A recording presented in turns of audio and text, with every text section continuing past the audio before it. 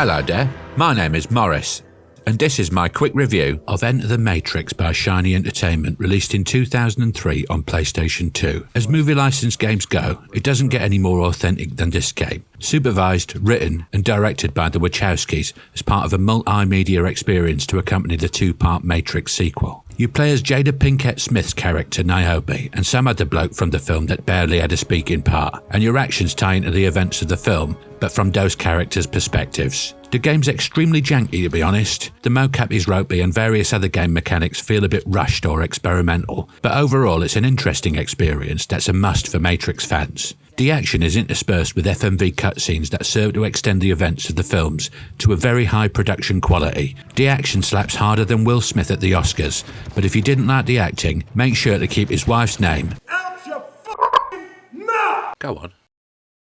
Hop on then.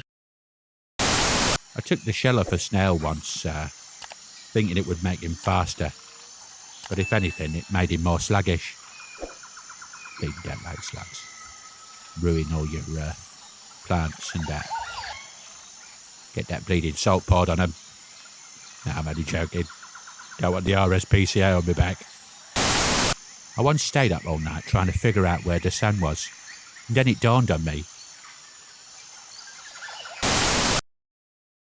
Hello there, my name is Morris, and this is my quick review of Dalek Attack by Alternative Software, released on PC in 1992. Back in the days where they made games next to impossible to stop you from finishing them in under 15 minutes, Dalek Attack is a platform game with some graphical charm. You get to play as a number of Doctor Who's and his companions, and take on the dreaded giant pepper pots themselves, the Daleks.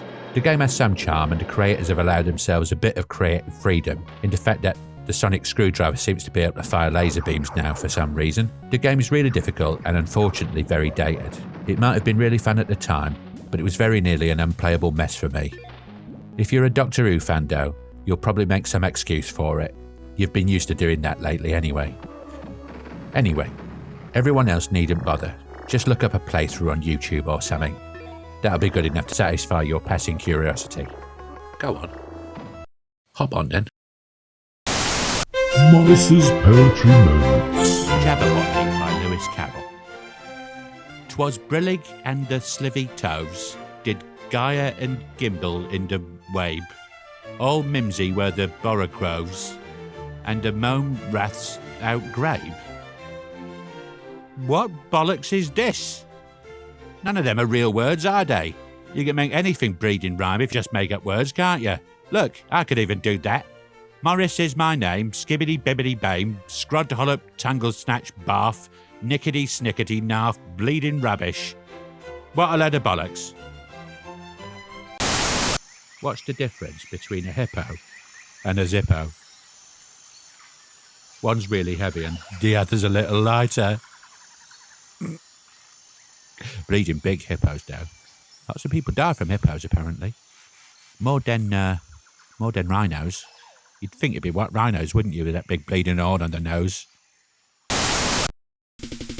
Hello there, my name is Morris, and this is my quick review of Jumping Flash by Exact, released in 1995 on PlayStation. Get ready to hop into Jumping Flash, a game where you play as a robotic rabbit called Robbit, tasked with saving the world from an evil property tycoon, Baron Aloha. I can only imagine this early 3D game would have been a feast for the eyes for anyone making the leap onto the new console generation, suddenly being thrust into a first-person 3D environment, with each level a kaleidoscope of colours and quirky designs featuring everything from floating islands to wacky spaced-out enemies. You bounce around 18 levels and take on bosses in this unusual platforming adventure. The controls are surprisingly smooth for an early first-person game, and it's definitely worth checking out. The game was within one of the first waves of PlayStation games released when the console launched, but it doesn't feel rushed and unfinished like a lot of the initial titles on the console did at the time. Never has my trademark catchphrase been so relevant, so I'll just leave you to... Go on.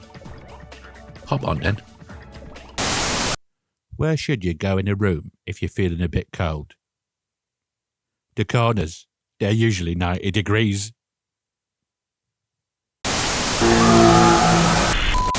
Frog News, sponsored by Feckless Pharma, because keeping you unwell keeps us wealthy. Good evening.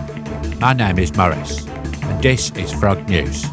President Joe Biden, confused, instead of boarding Air Force One, has accidentally boarded a Ryanair flight to Benidorm.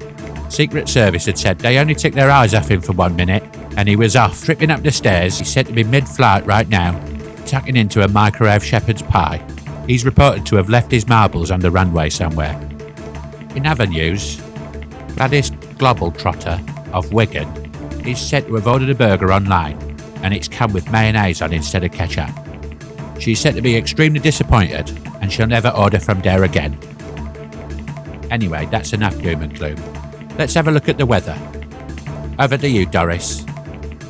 Thanks, Morris. As you can see from the weather, it looks like there might be some sunshine, but it'll probably be cloudy. How should I bleeding know? It never says what it's going to do on the weather anyway, so make your own bleeding minds up and piss off. If you want to know the weather, look out the bleeding window, you lazy buggers. Back to you, Morris. Well, thanks for that, Doris. As usual, that was as much use as shit-flavoured ice cream.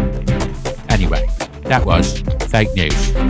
Until next time, hop on. What's the best thing about Switzerland? Well, I don't know, but the flag is a big plus. A lot of people won't probably get that if they don't know what the Switzerland flag looks like. Looks like a big red cross. Hello there, my name is Morris, and this is my quick review of Tomba by Whoopi Camp, released on PlayStation in 1997. Tomba is a whimsical 2.5D platformer with cutesy graphics that'll give you diabetes if you stare at them too long. The basic premise is that you're some kind of feral kid who lives in the wilderness, and you've had your bracelet stolen by a gang of evil pigs. So off you go on a quest to beat the shit out of them and get your property back. I'll admit that 2.5D platformers aren't my cup of tea, but there'll be plenty of game lovers out there that will have been a bit younger when this was released. It's certainly a charming, delightful little game with catchy but repetitive music. The controls are somewhat okay. The jumping takes a bit of getting used to because he sort of ragdolls when you do. You're also treated to some fully animated cutscenes in this game, which look like they're straight out of a Saturday morning cartoon. So that's got to hit you straight in the nostalgia organ anyway. It's worth a play if you're into that kind of thing. If not, maybe hold out for something a bit more gritty. Go on. Hop on then. Do you want to hear a joke about construction?